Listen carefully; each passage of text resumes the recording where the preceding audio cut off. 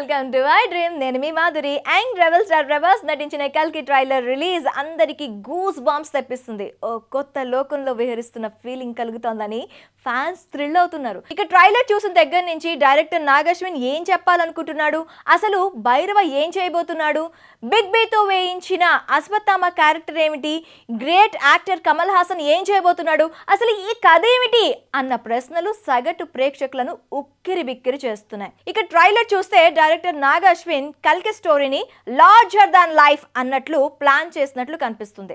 అశ్వత్థామకు time అయ్యిందని రావడం, కలిని చంపడానికి కల్కి సహాయం చేయడం వంటివి కనిపిస్తున్నాయి. ట్రైలర్లో చూపించినట్లుగా కాంప్లెక్స్ లోకి వెళ్ళడానికి భైరవ ప్రయత్నిస్తూ ఉంటాడు. అయితే ఇందులో మన బ్రెయిన్ థింక్ చేయించే అనేక కాంప్లెక్స్ విషయాలు ఉన్నాయి. కల్కి పురాణంలో కల్కి తల్లి సుమతి, ఆ క్యారెక్టర్ను దీపికా పదుకునే ప్లే చేస్తుంది. ఆమె ప్రెగ్నెంట్గా ఉన్నట్టు ట్రైలర్లో చూపించారు.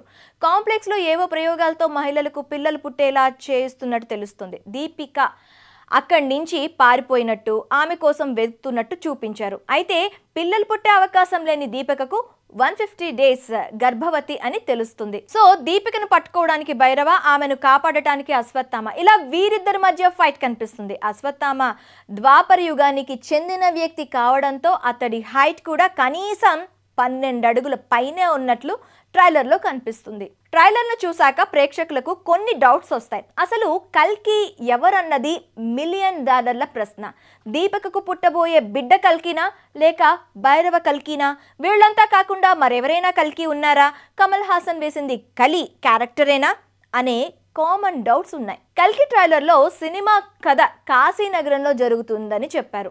చారిత్రకంగా మన దేశంలో వారణాసికి ఎంతో ప్రాధాన్యత ఉంది. అయితే ట్రైలర్లో కాశీ చూపించింది అంతా ఫ్యూచర్కి చెందినది. అంటే అప్పటికి భూమి మీద ఉన్న నగరాలన్నీ నాశనమైపోయి వాళ్ళంతా అక్కడికి చేరుకుంటారేమో.